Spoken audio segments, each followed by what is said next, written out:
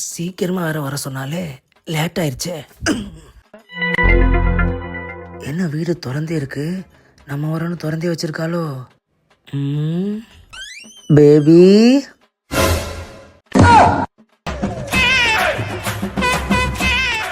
யாருப்பா நீ? நான் உங்க பொண்ணோட ஃப்ரெண்டு தான் அங்கிள். பட்டை பின்னு சார்ஜர் வாங்கிட்டு போனாலும் வந்தேன் அங்கிள். 11 மணிக்கு பட்டை பின்னு சார்ஜரா? பரவாயில்ல அங்கிள், நான் பழைய பின்னையே அழுத்தி பிடிச்சி ஏற்றிக்கிறேன் அங்கிள்.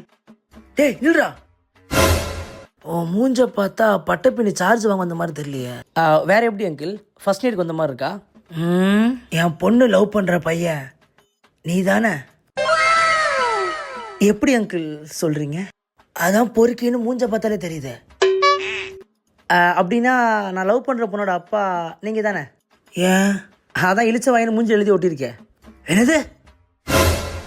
எவ்வளோ தைரியம் இருந்தா என் பொண்ணை பார்க்க என் வீட்டுக்கே வருவேன்? யோ, அப்புறம் உன் பொண்ணை பார்க்க உன் வீட்டுக்கு வராமல் பக்கத்து வீட்டா போவாங்க? ஏன் லூஸ் மாதிரி பேசிகிட்டு இருக்க? ஹேய் சாரி அங்கிள், கேஷுவலாக கேவலாக பேசிட்டேன், மன்னிச்சிருங்க. வீட்டில் எல்லாம் வெளியே போயிருக்காங்கன்னு என்னை ஃபோன் பண்ணி வர சொன்னதே உங்கள் பொண்ணு தான் அங்கிள். என் பொண்ணு உன்னை வர சொன்னாளா? என் பொண்ணை பற்றி உனக்கு என்னடா தெரியும்? எல்லாமே தெரியும் அங்கிள். ஓ எல்லாமே தெரியுமா? என் பொண்ணு வாரம் வாரம் வெள்ளிக்கிழமை கோயிலுக்கு போவா, அது உனக்கு தெரியுமா? அவள் என் கூட தான் போவா, அது உனக்கு தெரியுமா? என்னது? டேய், அவளை என் உள்ளங்கையில் வச்சு தாங்குவேன், நான் அவன் மடியிலேயே தான் தூங்குவேன். இங்கே பாரு தம்பி, நீ ஆள் தெரியாமல் பேசிகிட்டு இருக்க. நாங்கள் ரொம்ப கௌரவமான குடும்பம் அங்கிள். நாங்களும் கௌரவமான குடும்பம் தான். வீட்டுக்குள்ளேயே செருப்பு போடுவோம்.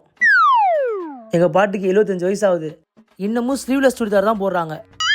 தம்பி, இது ஒன்றும் விளையாட்டு இல்லை, இதுக்கெல்லாம் மேலே இன்னொரு விஷயம் இருக்குது. என் பொண்ணை கல்யாணம் பண்ணிக்க போகிறவன் எங்கள் ஆளுங்களா இருக்கணும். நீங்கள் என்ன ஆளுங்க? உங்கள் பொண்ணோட ஆளுங்க. வக்காளி எங்கே அந்த அருவாணிக்கணும் ஏழை இலையனி கூட வெட்ட முறை போட்டேன். உங்களெல்லாம் திருத்தவே முடியாத ஆளை விட்றா.